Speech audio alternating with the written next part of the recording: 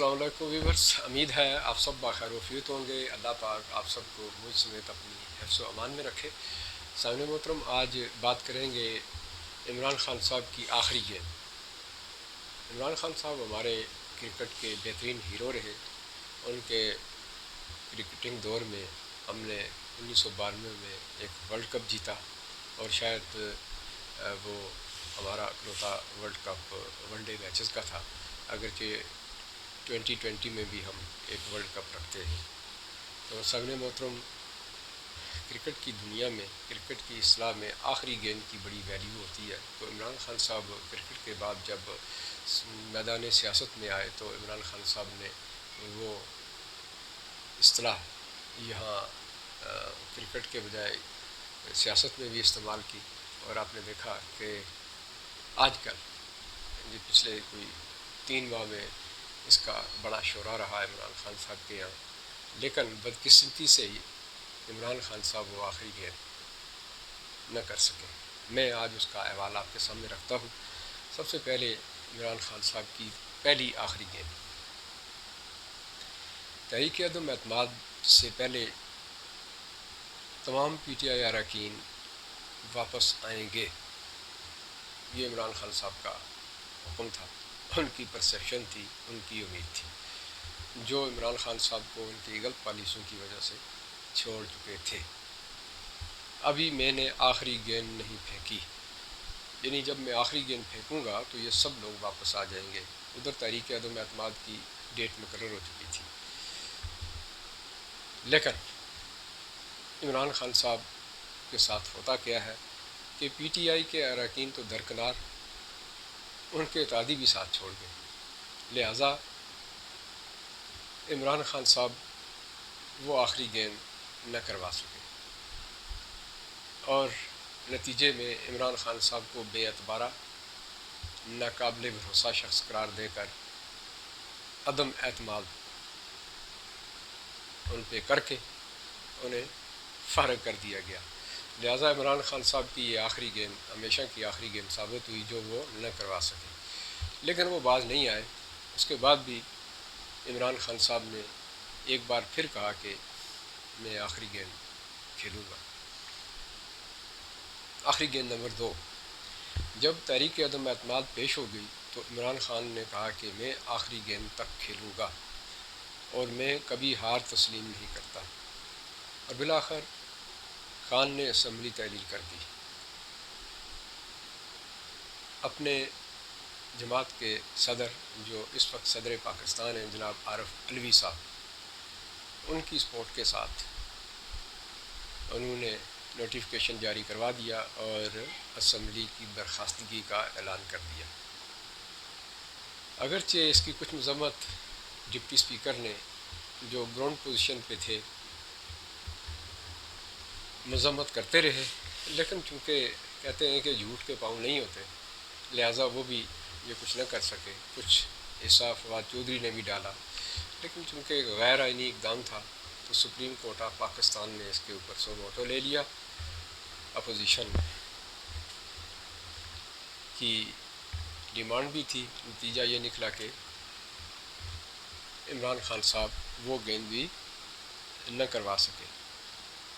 इस तरह कि इमरान खान साहब कानूनन असम्बली नहीं तोड़ सकते थे। जब किसी भी वज़ीर-ए-आज़म के ख़िलाफ़ तहरीक अदम एतमाद पेश हो जाती है तो फिर उनसे यह हक़ छीन लिया जाता है, फिर वो असम्बली तहलील नहीं कर सकते। लिहाजा एक गैर आइनी इक़दाम था और सुप्रीम कोर्ट को बीच में कूदना पड़ा और इमरान खान साहब की ये असम्बली बहाल हो गई और वोटिंग के अमल के लिए कहा गया और नेक्स्ट वोटिंग की डेट दे दी गई। अब आते हैं आखिरी गेंद नंबर 3। जब ये मरहला तय हो गया, यानी वोटिंग का मरहला आया, तो उस दिन डिप्टी स्पीकर की जगह स्पीकर साहब असद कैसर साहब थे। असद कैसर साहब ने कमाल महारत के साथ सारा दिन गुजारा।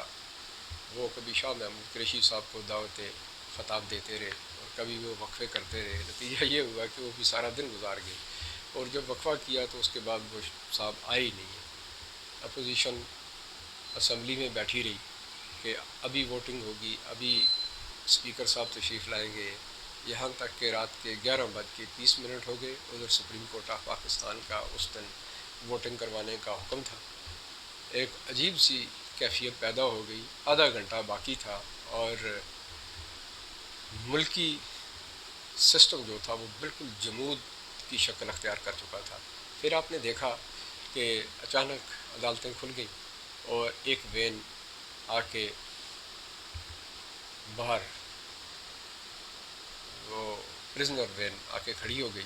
پھر عمران خان صاحب کو پیغامات دیے گئے اور پھر جو کچھ ہوا کہ اسپیکر صاحب عمران خان صاحب کے چیمبر سے تشریف لائے اور کرسی صدارت پر وہ اسپیکر کی چیئر پر براجمان ہوتے ہی انہوں نے اعلان کر دیا کہ جی میں مستعفی ہوتا ہوں، میں عمران خان صاحب کے ساتھ وفاداری ہے میری، میں ایسا نہیں کر سکتا، لہٰذا میں استعفیٰ دیتا ہوں اور یہ چیئر ایاز صادق صاحب کے حوالے کرتا ہوں، اور وہ چل دیے۔ نتیجہ یہ ہوا کہ ایاز صادق صاحب نے اسمبلی کی کارروائی کو بڑھایا اور وہ آپ کے سامنے ڈیٹیل موجود ہے، اور دوسری طرف عمران خان صاحب رات کے 12 بجے اپنے گھر بنی گالا سدھا گئے۔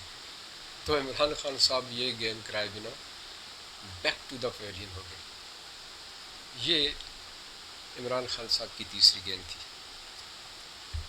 اب اس کرکٹ کے بے تاج بادشاہ کی چوتھی گیند کی بات کرتے ہیں۔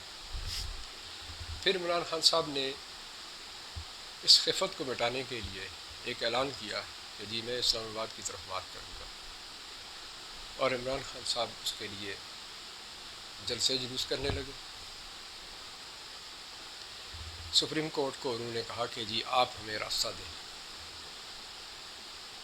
ایک وقت ایسا آیا کہ سپریم کورٹ نے تھوڑا سا کام کو ڈھیلا کر لیا اور عمران خان صاحب کو یہ کہنا پڑا کہ میں یہ ڈیٹ آپ کو بعد میں دوں گا، اس لیے کہ ابھی سپریم کورٹ کی طرف سے فیصلہ نہیں آیا۔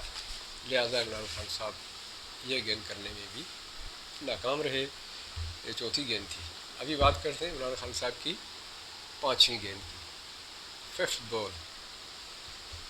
گاڈ نوز بیٹر کہ کرکٹ کی دنیا میں آخری گیند تو آخری ہوتی ہے، یہ پانچویں گیند کہاں سے آ گئی؟ خیر جی، عمران خان صاحب کی پانچویں آخری گیند۔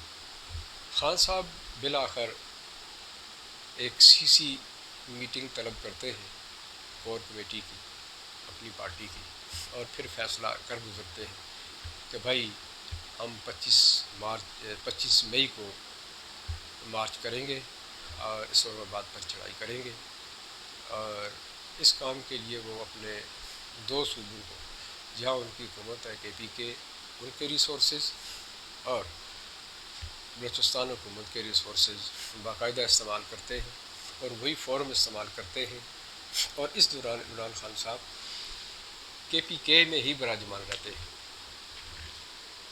وہ اسلام آباد نہیں آتے، وہ کم و بیش 14-15 دن وہ وہاں رہے، وہیں سے ساری کارروائی وہ کر رہے تھے۔ خیر انہوں نے اپنے پروگرام کے مطابق وہاں سے مارچ کیا، اپنی لاؤ لشکر کے ساتھ، دو صوبوں کی سپورٹ کے ساتھ، اور دیکھیں ستم ظریفی مارچ کس کے لیے کر رہے ہیں، کس کے خلاف کر رہے ہیں؟ فیڈرل گورنمنٹ کے خلاف، اور مارچ کس جگہ کے لیے کر رہے ہیں؟ دارالحکومت اسلام آباد کی طرف۔ تو سامنے محترم ملک پاکستان کی 4 اکائیاں، 4 صوبے، 2 صوبوں کی ریسورسز، ایکس وزیر اعظم، اور مارچ کر رہا ہے دارالحکومت پر۔ عجیب سوالات اٹھتے ہیں، اور یہ انوکھی قسم کی مارچ تھی۔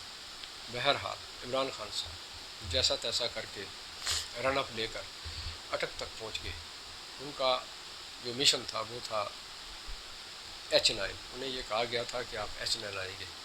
خیر عمران خان صاحب آ کے اٹک پر سٹاپ ہو جاتے ہیں، اس لیے کہ حکومتی اقدامات بہت سخت تھے، اور رانا ثناء اللہ جو انٹیریئر منسٹر تھے ان کے سامنے بڑا مشکل ہوتا ہے موومنٹ کرنا۔ بہرحال ان کی اسٹریٹجی بڑی اچھی تھی، اور یہ ہوا کہ وہ وہیں سٹاپ ہو گئے، اور یہ گیند بھی عمران خان صاحب نہ کر سکے، یہ آخری گیند ثابت نہ ہوئی۔ اور پھر عمران خان صاحب نے چھٹی گیند کو آخری گیند سمجھ کر فیصلہ کیا کہ اب یہ گیند میں آخری کروں گا۔ پھر ہوتا یہ ہے کہ سپریم کورٹ آف پاکستان اس میں انٹروین کرتی ہے، راستہ دے دیتی ہے اور کچھ ٹرمز اینڈ کنڈیشن مقرر کر دیتی ہے، اور وکٹ جہاں عمران خان صاحب نے آ کے آخری گیند کرنی ہے وہ H9 کا وینیو ہوتا ہے، جبکہ ڈی چوک سے وکٹ اکھاڑ دی جاتی ہے۔ تو عمران خان صاحب کو کہا جاتا ہے کہ آپ H9 تشریف لے آئیں، لیکن چونکہ عمران خان صاحب کے دماغ میں جب وہ رن اپ لے چکے تھے APK سے تو وہ ڈی چوک کا تھا۔ جب وہ ان کا رن اپ آدھا ہوا تو وینیو چینج ہو گیا اور وہ H9 ہو گیا، لیکن جب سپریم کورٹ نے یہ کہا کہ آپ H9 تشریف لائیں، فیصلہ ان تک پہنچتا ہے، تو وہ اپنے فارورز کو کہتے ہیں کہ بھائی آپ لوگ جتنے بھی ہیں، عمران خان صاحب نے یہ اعلان کیا کہ جی سپریم کورٹ نے ہمیں حکم دے دیا ہے، اجازت دے دی ہے اور ہم ڈی چوک میں جائیں گے، آپ میرے ساتھ سب لوگ ڈی چوک آئیں، میں بھی ڈی چوک پہنچ رہا ہوں۔ لہٰذا وہ تمام لوگ جو پروٹیسٹر تھے ڈی چوک میں چلے گئے۔ ایک طرف تو سپریم کورٹ آف پاکستان کے حکم کی دھجیاں اڑا دی گئی، اور دوسری طرف عمران خان صاحب اپنے نشے میں وہ رن اپ، اگرچہ ایک دفعہ وہ ردم ان کا ٹوٹ چکا تھا لیکن پھر بھی وہ ڈی چوک پہنچے۔ اصل جب وہ ڈی چوک پہنچتے ہیں تو ان کے فالوور جو تھے وہ اس قدر مشتعل ہو چکے تھے، کیونکہ وہ گرما کے لائے تھے، وہ اس قدر مشتعل ہو چکے تھے کہ انہوں نے آتے ہی دارالحکومت کے جتنی املاک تھیں بہت ساری اس کو نقصان پہنچایا، گرین بیلٹ کو انہوں نے جلایا، مختلف قسم کے درخت جلائے، میٹرو اسٹیشن کو انہوں نے نقصان پہنچایا۔ پھر آپ نے دیکھا کہ یہاں تک آگے کہ جو ATM تھے ان کو لوٹنا شروع کر دیا۔ پھر آپ دیکھیں کہ انہیں بچانے کے لیے یا یہ کہہ لیں کہ معاملے کو سلجھانے کے لیے جب فوج آتی ہے، پولیس آتی ہے، تو پولیس کے 31 جوانوں کے اوپر وہ حملے کرتے ہیں، ان کو زخمی کرتے ہیں۔ بہرحال جب اس طرح کی سچویشن ہوتی ہے، عمران خان صاحب کے بس سے باہر ہو جاتا ہے، تو عمران خان صاحب پھر اعلان کرتے ہیں کہ بھائی ہم اب واپس جا رہے ہیں، اس کو ختم کرتے ہیں۔ لہٰذا وہ گیند جو عمران خان صاحب کی ہونی تھی وہ ابھی باقی ہے، وہ ابھی انہوں نے تھرو نہیں کی ہے، اگرچہ وہ وکٹ کے کافی قریب پہنچ چکے تھے لیکن انہوں نے وہ گیند ابھی تھرو نہیں کی تھی، اور عمران خان صاحب پھر اعلان کر دیتے ہیں۔ اس طرح عمران خان صاحب جو ہے نا وہ یہ گیند بھی نہیں کروا پاتے اور عمران خان صاحب واپس چلے جاتے ہیں۔ اس طرح عمران خان صاحب کی ایک آخری گیند 6 گیندوں پر مشتمل آخری گیند ثابت ہوتی ہے، گویا وہ پورا اوور لے جاتے ہیں لیکن وہ آخری گیند نہیں کر پاتے، جاتے جاتے یہ کہہ دیتے ہیں، کیونکہ لفظ 6 بڑا ان کو یاد ہے کہ کرکٹ میں ظاہر ہے 6 گیندیں ہوتی ہیں، تو ساری زندگی وہ یہ گیندیں گنتے رہے، 1 2 3 4 5 6، تو 6 سے آگے کی ان کی گنتی فیل ہو جاتی ہے۔ اب انہوں نے 6 ہی دن رکھے تھے، اگر آپ کو یاد ہوگا کہ میں 6 دن بعد پھر آؤں گا، لیکن 6 دن اب 26 دن میں کنورٹ ہو چکے ہیں، لیکن عمران خان صاحب اب تک نہیں آئے۔ وہ ایک الگ داستان غم ہے، میں بھی کہ ان سے اب وہ گیند ہی لے لی گئی ہے، یا یہ کہہ لیں کہ ان کا وہ اوور ہی کینسل کر دیا گیا ہے۔ تو اس طرح خان صاحب کے یہ 6 گیندیں تھیں۔ یہ احوال تھا ہمارے کرکٹ کے بے تاج بادشاہ کا، جب وہ کرکٹ کی اصطلاح سیاست میں لے کر آئے، تو آگے رانا ثناء اللہ جیسا 2 ہیکل بیٹسمین تھا، آتے ہی عمران خان صاحب کے چھکے چھوٹ گئے اور ان کے ہاتھ سے گیند چھوٹ گئی۔ یہ کچھ احوال ہے عمران خان صاحب کی اس کرکٹنگ اسٹریٹجی کا۔ تو سامنے محترم، ایک طرف تو یہ کرکٹ کی ایک داستان تھی یا عمران خان صاحب کی داستان غم تھی، تو دوسری طرف بے بسی کا عالم ہے کہ ہم بحیثیت قوم کس کا انتخاب کر بیٹھے ہیں۔ یہ ہم سب کے لیے لمحہ فکریہ ہے۔ ملک مذاق نہیں ہوتے، ملک سنجیدہ لوگوں کے ہاتھوں میں ہونے چاہیے۔ ایک ایسے شخص کے ہاتھ میں ملک اگر آ جائے جو یہ کہے کہ پاکستان کے 3 ٹکڑے ہو جائیں گے، جو یہ کہے کہ پاک فوج تباہ ہو جائے گی، جو یہ کہے کہ ملک کے اثاثے اب محفوظ نہیں ہوں گے، اس کی جو بھی ریزن ہو، یہ الفاظ بذات خود انتہائی زہر آلود اور ملک ترین ہے پاکستان کے لیے. ملک کا ایک ایکس پی ایم اگر یہ بات کرے تو آپ خود سمجھتے ہیں کہ پروپیگنڈا ساز اس کو کہاں سے کہاں لے کے جاتے ہیں. اور پھر انڈیا جیسے پروپیگنڈا ساز، یہ ہم سب کے لیے لمحہ فکریہ ہے. گپ گپ میں کرکٹ کی آخری گیند کا تذکرہ اور آپ کو دعوت فکر، یہی میرا آج کا موضوع تھا. سبسکرپشن آپ سے ریکویسٹ ہے، بیل آئیکن آپ سے ریکویسٹ ہے، کمنٹ سیکشن آپ کے لیے آفر ہے. اسی کے ساتھ اجازت دیجیے. اللہ نگہبان.